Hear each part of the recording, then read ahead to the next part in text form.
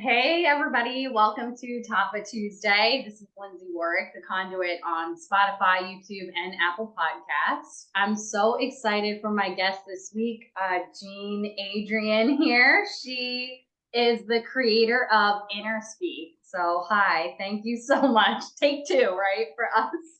Yeah. Second time's a charm. Yeah, for sure. So funny, Jean, I don't know why I just wanted to call you Adrienne. That's okay. Jean and I got on to record last week, and she was using her cards, which we'll get into, to do a healing for me, and it was very revealing. And so I decided not to air the episode, but that is how powerful the InnerSpeak healing technique and her InnerSpeak healing cards are. So I'm excited to dive in, and I know we talked about doing a reading for the collective, so hopefully like that will still be able to come through fine. So let's just start with your spiritual journey. Yeah, let's talk about your spiritual journey Oh and how boy. you got on the path. Yeah. So I started off, very, very young as a spiritual being, although I had no clue why. And grew up in a fundamentalist Methodist family in the South. So, we were expected to go to church every Sunday. So I did because I'm the oldest child. So I mined really well, that kind of thing. And I just knew that I wasn't getting the full story. I didn't really know it in depth as a young child. But as I got older, more, let's just say middle school age, I began to really ask a lot of hard questions. And I got kicked out of a couple of Sunday school classes because they said, you know what? Don't come back. You're disrupting the class. I'm like, oh, okay. Just like school, huh? Yeah. But I kept searching, always searching. I became a biblical scholar, if you will, and trying to just read everything I could get my hands on to try to find, okay, well, what really is the backstory? What really is the truth here? And, one thing I learned at a very, let's just say young adult age was that truth is relative. And about the time you think you've figured it out, you put truth in a box, pretty soon you're going to see there's a piece of truth outside that box, and you got to expand your vision. So you can't, it's a process. And so part of that process was I decided, well, by this time I'd become Episcopalian, not Methodist anymore. Made that change in college, and did that mostly because my college years I kind of majored in beer drinking and fraternity parties rather than anything, the educational background. I did show up and take classes, and I think I graduated with a solid C average. But the other stuff was really what was important to me. And when I found the Episcopal church on campus at Florida State, and they had this little thing in there where they ask you to confess your sins, and then that priest stood up there and go, I'm absolving you of all those sins. I'm like, well, holy hallelujah. Every Sunday morning, I can be absolved of all the drinking I did the night before. That was kind of how I got into the Episcopal Church, but I began to find more answers there than I'd ever found before. At least they were willing to talk about things, to the point that I hit a wall again, but I decided to go to Episcopal seminary. I was going to become a continuing deacon in the Episcopal Church. And so I started doing that. I took a 4-year program called Education for Ministry. And about 3.5 years into that, I realized they didn't have the answers either. And I finally did graduate. I got a diploma sitting somewhere. I have no idea. I never went and picked it up. Okay, well, y'all don't count either because you don't have the answers. And I kept on until I stumbled upon metaphysics, and it was a little kind of offbeat of a unity church in Alpharetta, Georgia. And it was called InnerQuest. And I just kind of stumbled onto it and started going there. And really fell into metaphysics and was like, holy moly, there is so much here that nobody ever told me before. And oh boy, thank God I found this now. And that's where the journey really began. At that point, I was probably in my late 50s. And then in 2002, I had a spiritual awakening. And it just happened, bam, in my car. I heard a voice, and I'd never heard voices before. And the voice told me that I was done with everything that I'd been doing up to that point in my life. And I was like, whoa, wait a minute. Don't be taking away my livelihood unless you've got something better for me. Right. The voice repeated itself. You're done with everything you've done up to this point in your life. And I'm like, luckily I didn't wreck the car. So that's a good thing. I made it home. At that point I was married, and I probably went to bed, and somewhere in the middle of the night I heard that voice again, and it said, please put the soles of your feet together. Please put the palms of your hands together. And so I did that, and there I am laying in the bed, and I really thought it was my ex-husband messing with me, and I looked over and he's like sawing logs. He had no clue. And as soon as I did this, I began to see what I can best describe as a PowerPoint presentation on the other wall of the bedroom. And it was purple with violet lines, or violet with purple lines, I'm not sure which. And it was blueprints of things, animals, flowers, pagodas, automobiles, airplanes, bridges, all kinds of stuff. And it would flash up, I would see it, and it would disappear. And this went on for, seemed like hours, probably was a matter of seconds, but there were hundreds of these things. And later on, somebody showed me the same images in the book, Ancient Secrets of the Flower of Life by Joan Melchizedek. And I was like, holy crap, that's what I saw, Yeah. Close as I can figure, I got a download of sacred geometry in the middle of the night that night. And as I was getting ready to wake up that morning, I heard that same man's voice. It was just becoming dawn, and he said, she'll now give you the keys. I'm like, what? What keys? And I heard a voice only in my right ear. It was quite loud, and it was a language I'd never heard before. It sounded like gobbledygook. That went on for a matter of a few seconds. And today I know that what I was hearing was light language, but I'd never even heard of light language at this point. So, I mean, again, I'm on this fundamental track, right, with a little bit of metaphysics thrown in here. And that's when it all began. And I opened a channel through that, and I started hearing voices regularly, and I would be told, okay, pull over into that parking lot because we're going to give you the file names. And I'm like, well, what file names?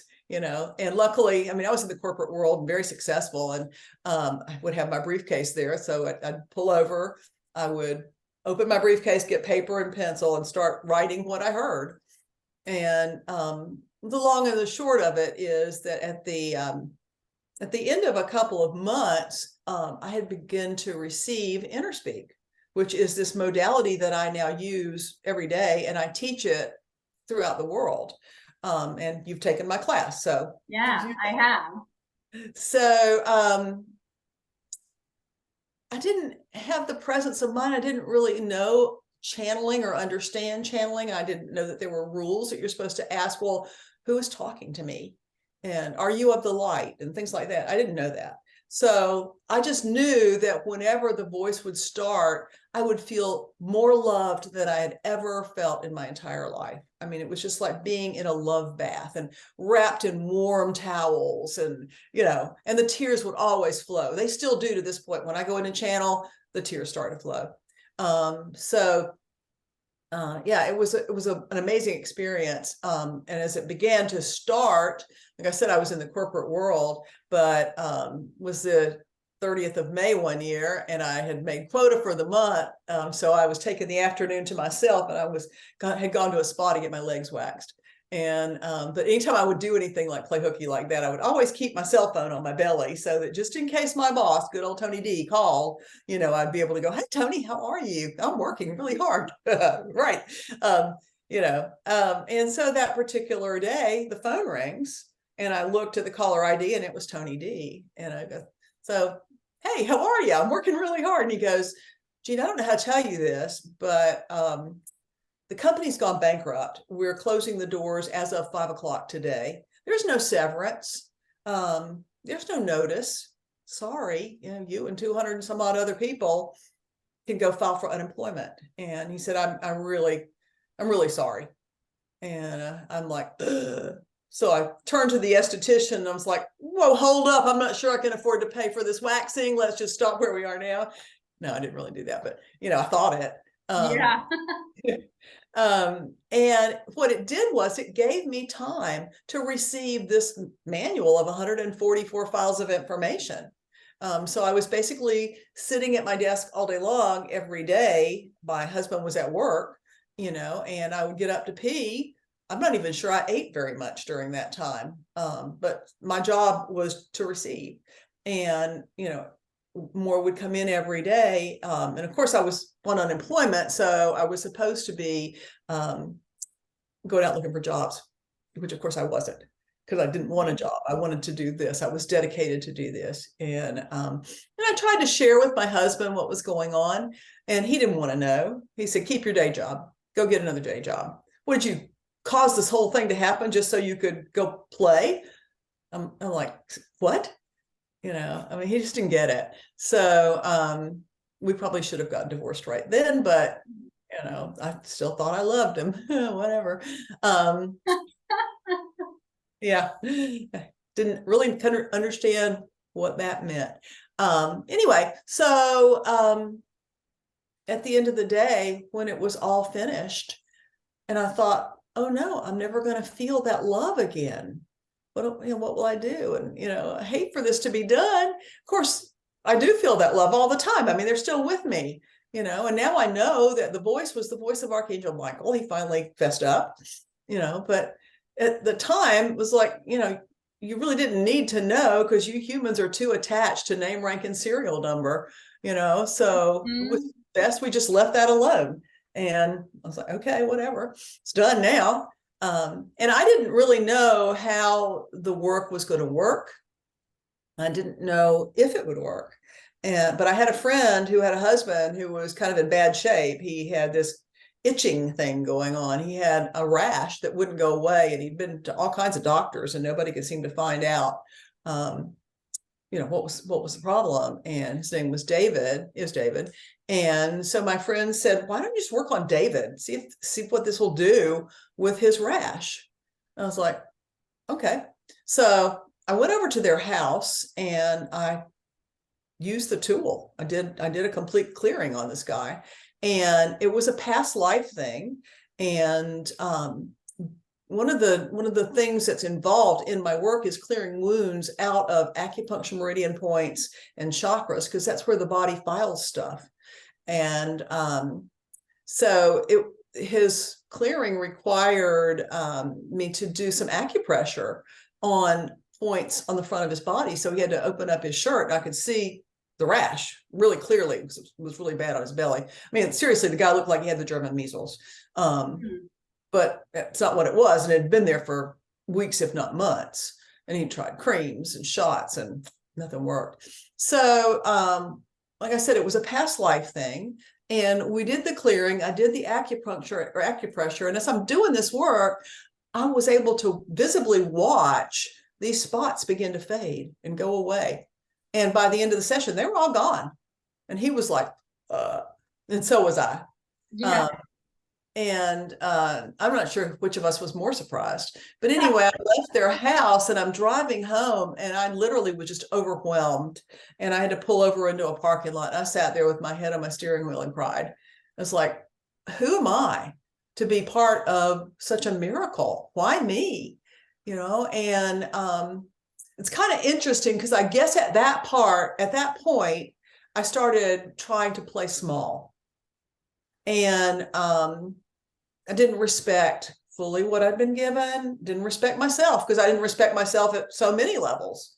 That was the process of this work, was primarily to heal me and to restore self-love within me. But, it took time. It took time and a lot of work. And yeah, so that's really kind of the story. And so today I do this work with clients every day. I teach it to anybody who wants to learn it. And it's funny how it seems to travel in pockets around the world. It went first from the United States to the Netherlands, and then to Belgium, and then to England and France. And now it's like the hottest thing since sliced bread in Turkey. I've got 7,000 people who have studied the first level of my work in Turkey. And I've got 500 people who teach the first level in Turkey. That's amazing. Yeah, it's crazy. And it's interesting that today I got an email from a woman there that I guess I really needed today, because I woke up today kind of feeling a little bit low.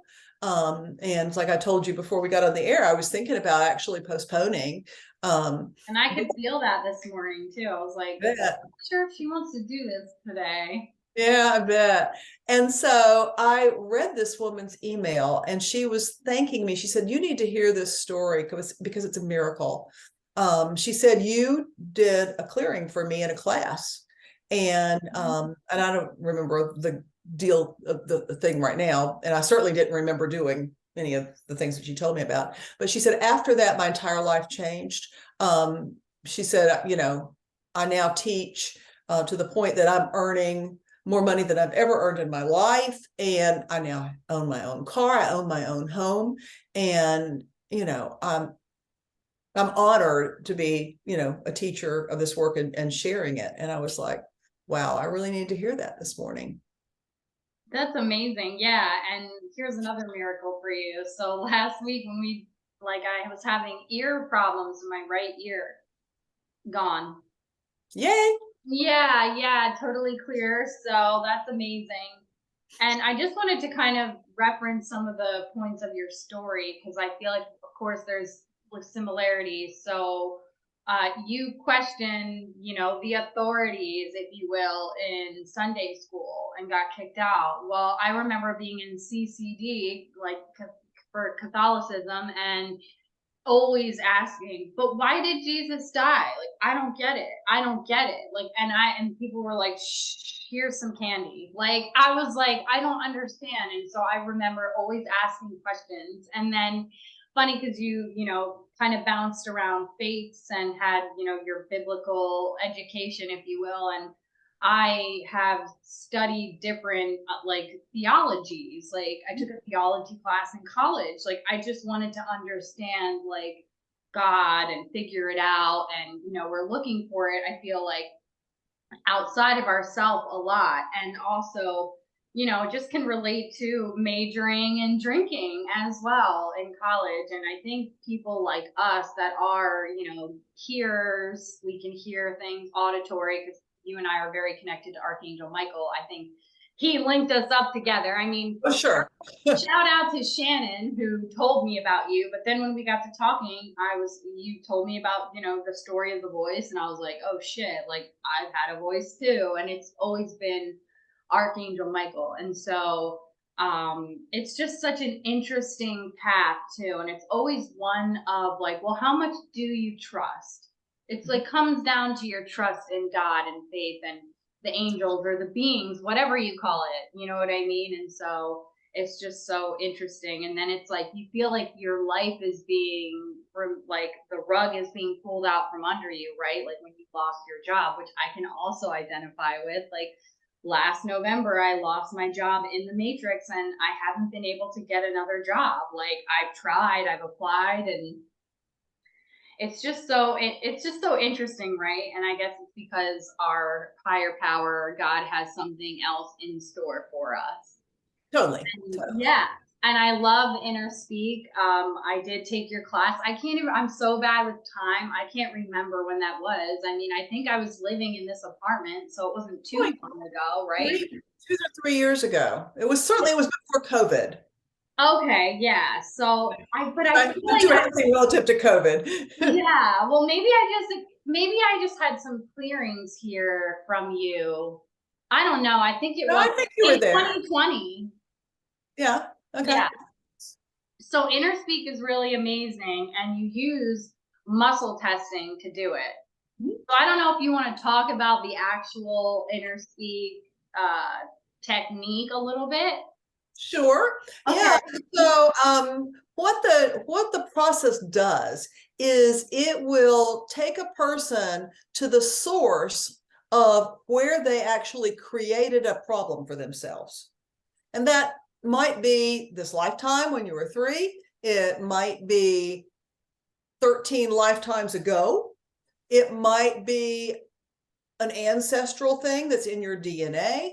It might be that you're just an empath and you're running stuff that belongs to somebody else and you shouldn't be. I mean, it runs the gamut of what it could be, but the work is very specific about where the thing got set up, because you have to go to the point of creation in order to destroy. Or I don't really like the word destroy. You got to go to the point of creation in order to rewrite the story, to change it. So the work helps you to do that. It gives you a frame of reference to work around, and then it gives you the things to do to clear away the block. And so the majority of the work in a session with me is just clearing, which might be using aromatherapy or flower remedies or colors or whatever, or visualizations or intentions, but the work guides that. It tells you specifically what the client needs to do, and you have the client do it. A long time ago, I called the work InnerSpeak empowerment, because it was really about helping a person to find their own power, to clear up their own mess. Because that's really what has to happen is nobody can do it for you. You've got to be responsible, you've got to be accountable, and you've got to clean up your own stuff. So, so there's that. But yeah, so a session takes about an hour, usually 45 minutes to an hour, something like that. And my intention with this is to clear away enough stuff with a single session so that I don't have to see that person again. They can go about their business and move on with their life and be happy and healthy and prosperous and all those things. And then they'll tell 2 of their friends, and that's how my client base has grown over the years, is just through referral, because I really don't advertise. And more often than not, the people who find my website will be looking for something else, and they go down some kind of an HTML rabbit hole, and then they're on my website and they're not sure why they're there, but they go, oh my God, I'm supposed to talk to this woman. I don't really want to mess with people who are not willing to do the work to clean up their act. I agree 100%. That's definitely my healing philosophy as well, like doing the shamanic work. I mean, we are just space holders, and people that, we just hold the space for people to do the work themselves. And maybe it is sometimes they are unable to see what's going on. And so we can provide some messaging and some clarity. And Archangel Michael is very direct, usually a very direct, loving energy. And so sometimes people aren't able to see what's going on. So we can provide the guidance, but it is up to them to do the work. Like, okay, this is what we're seeing, or this is what you're being showed as far as the muscle testing is revealing. And then they can go and empower themselves to do the work, which is my healing philosophy as well. Yeah. So yeah, in fact, I've got a couple of tenets around how any kind of healing work will work. And the first one is a person needs to ask for it. It's not our job to tell somebody they're broken and they need our work. Permission, absolutely, 1000%. When I do Reiki attunements, that's what I teach my students. Number one, you can't just give somebody Reiki. Like, it's beautiful, but you have to have permission, because we have free will. So I'm here with you on that, for sure. The second one is they got to participate in it. Yeah. They got to have skin in the game, and that skin in the game they need to be present with you, maybe on Zoom or whatever, but they need to actually be doing the work. You can't do the work for them. And the third piece is that it'll only help a person at the level of what they believe can be done. If they don't believe it's going to work, it's not going to work. It's like meeting them at their level of willingness, basically. Totally. And that's it, because people like us can overextend. Well, I've learned this lesson. I say people like us. I have learned the lesson of trying to save someone else and allowing that to completely drain me. And so it's, yeah, we have to meet people. I will absolutely hold space and be there for you. You have to be there for you too, because I can't be holding the whole thing. You know what I mean? So Totally. And then the fourth piece of it is gratitude. It's yeah. usually not until the person is actually expressing their gratitude that things fall into place and click and start changing. Gratitude is like, it's beautiful. It's like the highest form of yoga, and just gratitude alone can completely change your life. So we're on the same vibe, but I'm not shocked because it's Archangel Michael. Like, I remember when I first started channeling, sitting with the energy signature of Archangel Michael, those are the first things that came through when I did my free writing was integrity, integrity, integrity, permission, free will, unconditional love, gratitude. I was like, wow, whoa, you know what I mean? But I think it's so important. So I love that you also teach those things, and I love InnerSpeak. I think I've had some really powerful clearings with you, and I like would love for you to tell the listeners and the viewers about the cards that you created. So can we talk about those cards, and then can we demo the cards? Like, Sure. Yeah. Why don't we do that group clearing thing? okay. Yeah. So the cards are called InnerSpeak cards, just whatever it is. And they're actually, they're the colors of the rainbows, colors of the chakras. So the red cards, and they're like 7 separate little decks in a box, but the red cards are the source where you created the problem for yourself. I'm going to try to, my desk is way too crowded. I should have cleaned it off this morning. The orange cards are what happened to whoever was the red card. The yellow cards are what this did to the soul of the red card person. The blue cards are a stuck belief that happened during those traumas. The green cards are clearings. Those up here. The violet cards are blessings from the angels for doing the work. And the last batch are the indigo cards, and they're simply just locations. And you only use these if the red card is a past life. And it just gives you a framework of, well, she was a woman living in Australia, you know, when all this went down. So, you know, so you pull one of the red cards. Well, let me just do a demo. So why don't we just, we want to work on what? I don't know, is it possible to do a demo for potential listeners? Like, does it transcend space and time, or? Absolutely. Oh, yeah. Yeah, well then, okay, so then I can hold space for our listeners. I'm just like, oh my God, is it going to reveal my whole life story again? And then we have to re-record this thing. Oh, no. No. No, so don't even take responsibility for that. Okay. All So right. let's just surrender and ask for help to clear whatever anybody who sees this video needs to have cleared in their life. Yes. How's that work? And so that includes you and me both. Okay, great. Yeah. So just take a moment, surrender to spirit, and ask for help. Okay, so I'm going to pull a red card. And it will be that one right there. This lifetime. So this is something that happened to each of us in this lifetime, in the current lifetime. Okay. Was it the same age for every person who watches this video? No, it's going to be different for each person. So we'll just know that it's something from this lifetime for all of us. The orange cards are what happened to us. So there's still energy on here from the last time I used these cards, which was probably last week when you and I were messing with them. We want to just shift that off of there. Okay, I'm going to pull 2 of the orange cards to see what happened to each of us. That one. And that one.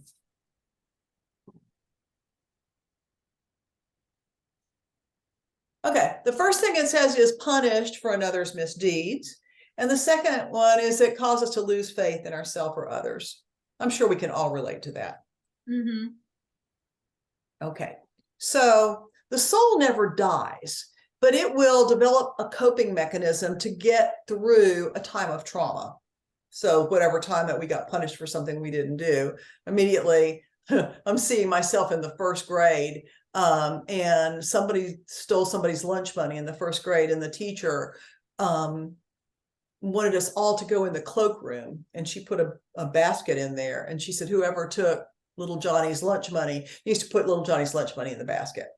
And I didn't have extra lunch money, but I felt like I should put my lunch money in there, even though I hadn't taken his lunch money, so I punished myself for something I didn't do, but anyway, so let's look at the yellow cards to see what happened to each of our souls at the point in time where we created a block for ourselves. It needs to be cleared today, and it's going to be that card right there. Created shame and humiliation. Now, I definitely felt ashamed, even though I had no reason to. And that kind of thing has happened more often than I can tell you in this lifetime. Okay, the blue cards are a stuck belief. So let's see what the belief that got internalized for each of us. And is this belief going to be the same for everyone on this podcast? Yes, it's going to be the same belief. It's this one. Huh. I can't have what I want. Okay. So I think we got a framework here. Let's clear this. So we're going to pull the green cards. The green cards are all kinds of little different clearings, and we're going to pull 3 of them to clear this away for everybody on the podcast. This one, that one, and this one. Okay.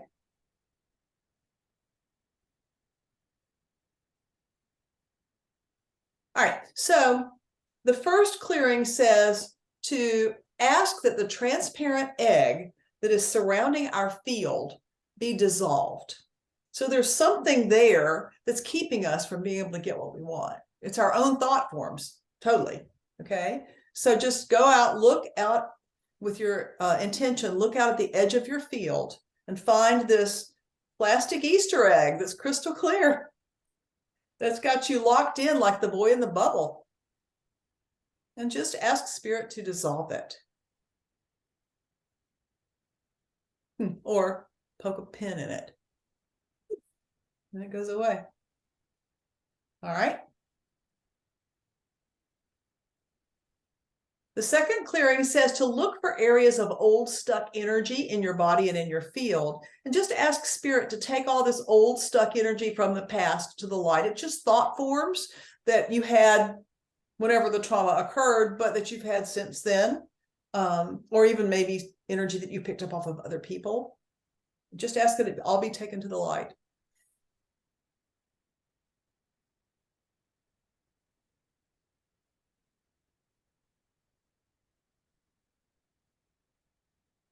Okay.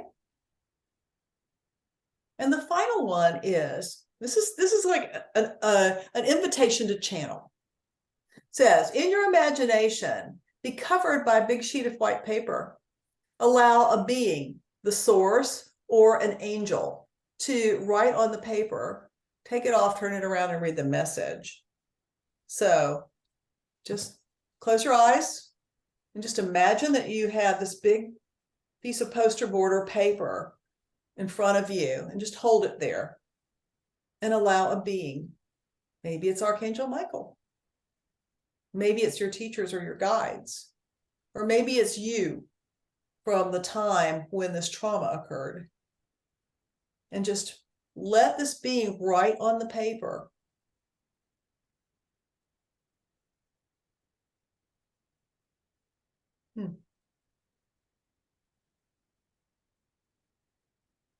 And when you get a sense that the writing is complete, turn that piece of paper around and read what it says for you. Your message will be different than my message. My message says you are free. My message says you are loved. Cool. Yeah. All right. And so the last deck of the cards that we're going to use is the violet deck. And these are the blessings that we get for doing this work. So let's pull 3 of these cards. That one, and that one over there. Okay.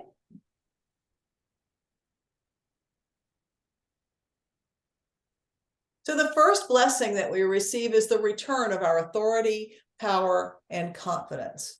Courage to stand up and take charge. The second blessing is renewed faith in yourself. Love it. And the final blessing is release from overwhelm. And it's gratitude that owns every clearing. So just take a moment and give thanks to your angels, your teachers, your guides, to the ascended masters, your spiritual family, and all those of the light who are helping you every moment of every day. They've been with you since the very beginning. They'll continue to walk beside you throughout all of eternity. Thank them all. And I ask that all of our reference points are updated. I ask that all of our grids are updated.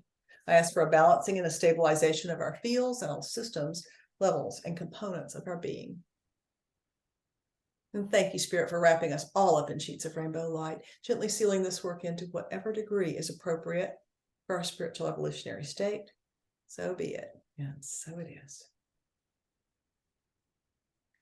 Thank you.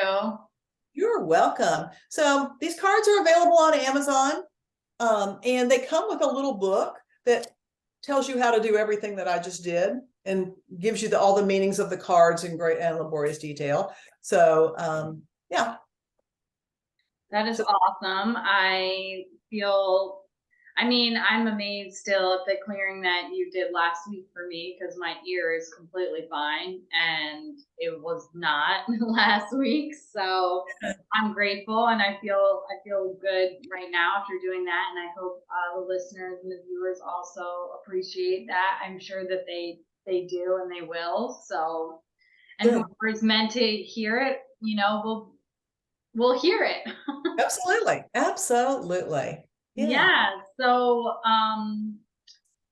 is there anything else that you want to share with us about your journey, or maybe what's going on currently, or any other offerings that you have? Sure. So the second time that I was called to do something for Spirit, I was driving in my car again, and I was actually going up to my mountain house, and I heard a voice again that said, "Today we want to talk to you about DNA." I'm like, "What?"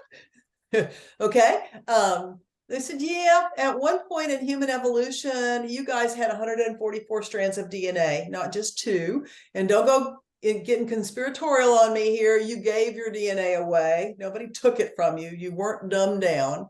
I'm like, okay.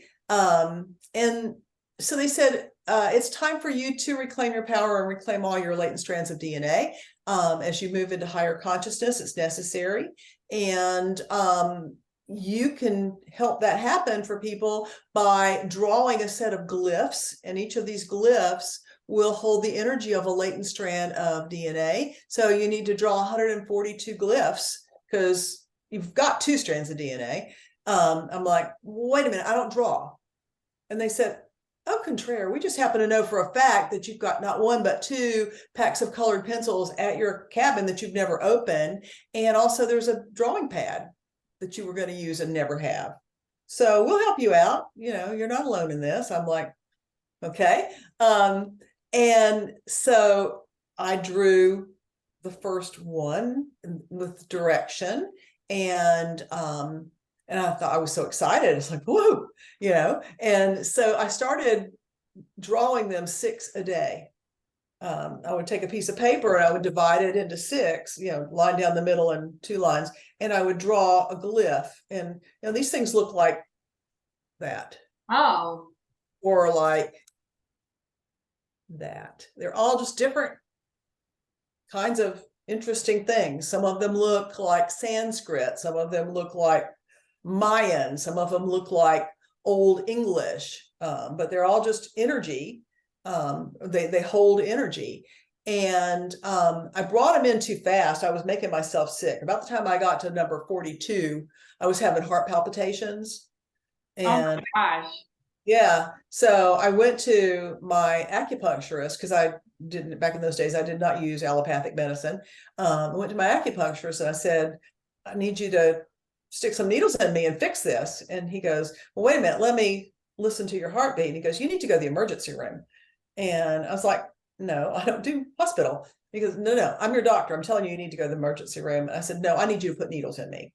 And so we argued about it for a while. He finally was like, okay. And so he did the acupuncture. And I'm laying on the table and I told my guides, I said, dudes, y'all need to back off because you're killing me here. And they said, no, you need to back off. We didn't ask you to bring them in so fast. There's no rush on this. You know, there's plenty of time. Just slow down. And I was like, okay. So at the end of the acupuncture, my heartbeat had regulated, and it has never caused those kinds of problems since. But you know, the question that I asked was, wow, is this going to do, are these cards going to mess with people physically? And they said, no, you had to run the energy through your body in order to be able to draw the pictures. But for people to just use them to activate the DNA strands, then, you know, it's not going to be a problem. So I was like, okay. So consequently, here we have 142 cards. They're called Reconnecting Soul. Oh my 142. God, what are those? Well, let's just do some. Let me just pull a random card. Oh, this is interesting. Oh my God, it looks like a cross. It does. The name of this DNA strand is immortality. When this attribute is activated, you will no longer feel the need to age, attract dis-ease, or die. This is your divine blueprint. So each of you just look at the image there, feel the energy, and just invite your higher self to work with the energetic fields and the guides to activate the DNA strand of immortality in your divine line. Same for your body, same for your team.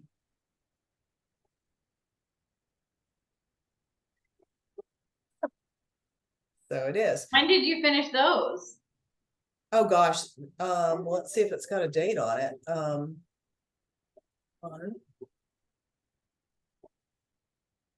Sure it does. It's got a copyright. By the way, my dog is right next to me and he just loves being in the energy of the podcast and just your energy. I feel like he's always around when I'm talking to you.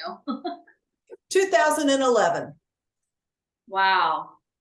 Yeah. So, but you know, during this period of time, I've written 6 books, you know, done these 2 decks of cards, and I've got another book bubbling up. Okay, what's that? Or do you not want to share it? No, I don't mind sharing it. I mean, this just started this week. This week? Yeah. Like after our meeting last week? Yeah. The Oh book my, see, no wonder it wasn't supposed to air yet. exactly. The book is called Do Over. And it's about the choices that we make in our life and what would happen if we actually got a do-over.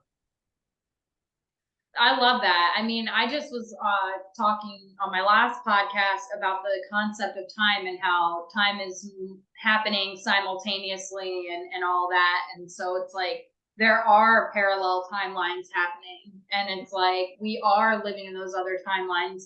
My question to them is, how come I'm only conscious of this specific timeline and I'm not conscious of the other timelines? And if anyone out there knows the answer, hit me up and let's get on my podcast, because I want to know, why am I only conscious of this timeline, but I know the other ones are going on, but I'm not conscious of those. I've got your answer. Huh? I got your answer for you. Oh, well, okay. What's the answer then?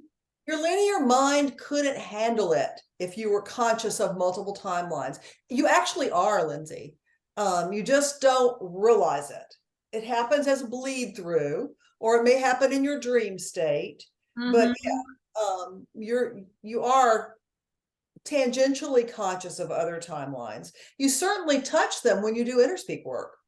Oh yeah, definitely. I definitely feel that. And it's like, so then any of our decisions, there's my dog's tail. You see, he's stretchy right now. Charlie, he's so precious. He always is around when I'm talking to you. Yeah. I don't know what I was saying. I got distracted by my dog. Yeah, but the thing is, it's our mind that created time. Yeah. Because our mind needed to have a frame of reference for something that's not referenceable. So then our decisions are not ever the wrong decisions. We're just in this timeline of decision, I guess. Exactly. So I'm curious about what the book Do Over is going to say. I'm definitely. And then what are your other books, if you want to just mention them? So the most recent one to Do Over is called Conjunctio, and it's about the alchemical marriage. And it's actually the only fiction book I've ever written. And it's about a woman who wanted to manifest her beloved partner, and what happened. Okay. So it's a love story. And then the rest of them are more self-help, pop psychology, Reframe Your World, Soul Adventures. I can't think of the name of my books right now. Power Tools. So things like that. And it's all self-help, but nonfiction kind of stuff. And I'm not sure whether this one's going to be fiction or not. Maybe it is going to be fiction. Maybe it sounds very like I don't even know, sci-fi-ish. Yeah.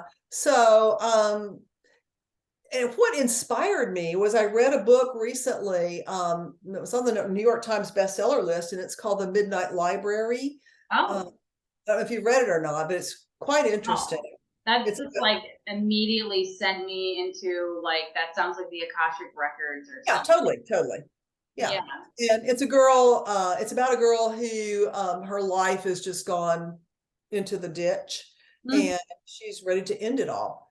And so she just makes a choice that she's going to commit suicide by overdosing with pills.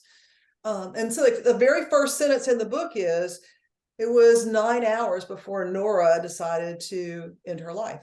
Wow. And then it goes down at 6 hours, and it's 3 hours, and the different things that are happening that are just causing that train to go off the track, And then she takes a handful of pills, and the next thing you know, she wakes up in the Midnight Library. And the librarian is her librarian from elementary school, Mrs. Elm. It's a fascinating book. That sounds amazing. That literally, I just got chills because it just sounds like the Akashic Records to me. Completely. Like your guide that shows you where your book is and everything. And then there was something else that came through while you were talking about this do-over concept. It also reminds me of neuroplasticity work, where you can get into your theta brainwave state and literally reprogram your brain and your thoughts. Not like rewrite. Well, like in a way, you're rewriting, just like the InnerSpeak. It's powerful to kind of regroove, I guess, those brain pathways. Because if you think we have those connections because of what we've done in the past or what we always do. So then when you go in and you're doing something different, then you're recreating yourself. So. Absolutely. I mean, we are the authors of our reality. And it's just that we don't want to take responsibility because it's so much easier to blame somebody else. So that's what ends up happening with that. But I think where this book is headed is that I'm going to be going back and looking at various life choices, and there'll probably be a chapter on each one where I make a different choice. I love that. I want to read that. And since we're almost at the hour, well, we're pretty much at the hour. I don't know if you even touched on, because we are kind of touching all about God, and we've mentioned angels, but what is your conception of God or source, or what do you call it? Yeah, I call it God, you know. And for want of a better word, but for me, God is not this guy with a long white beard and a robe that sits on a throne somewhere. Maybe God is a big computer in another dimension. I don't know. Because one thing that I do know is you try to define God, God will immediately show you that God is greater than what you're defining. Oh yeah, it's almost undefinable. Yeah, completely. It's the unknowable. But there is a plan. There's a huge plan. And I give thanks every moment of every day that there is that plan, and that, that God's always got it, and God's Love got that. my back. So Yeah, every choice that I make is always going to be the perfect choice to lead me down the path that I need to go in that moment. for your highest good. Mhm. And so it is. And so it is. Well, thank you so much. Is there anything else that you want to share? No, just I love you, and I I'm love really you. grateful to you for including me on your podcast. Yeah, absolutely. And if you're interested in InnerSpeak, if you're interested in learning it and taking the class, you can reach out to Jean. Your website, you want to share your website? Yeah, JeanAdrienne.com, Okay. JeanAdrienne.com, and my email address is just Jean@JeanAdrienne.com. That Mhm. easy. So you can reach out to her for a class or for a healing or clearing. I'm also certified to do it, and I haven't done it a lot. So if you're listening, I would be happy to do it for a donation. Just tell me that just reference this podcast, and I will do an InnerSpeak clearing for you uh, with a love donation. So uh, Cool. yeah, just want to get the work out here more, because it is really powerful. It is Archangel Michael's work. So thank you so much for being here. I love you. And thank you all for listening or watching, however you're consuming this. And yeah, would love to hear from you. And so would Jean. So have a beautiful rest of your week. Bye. Bye.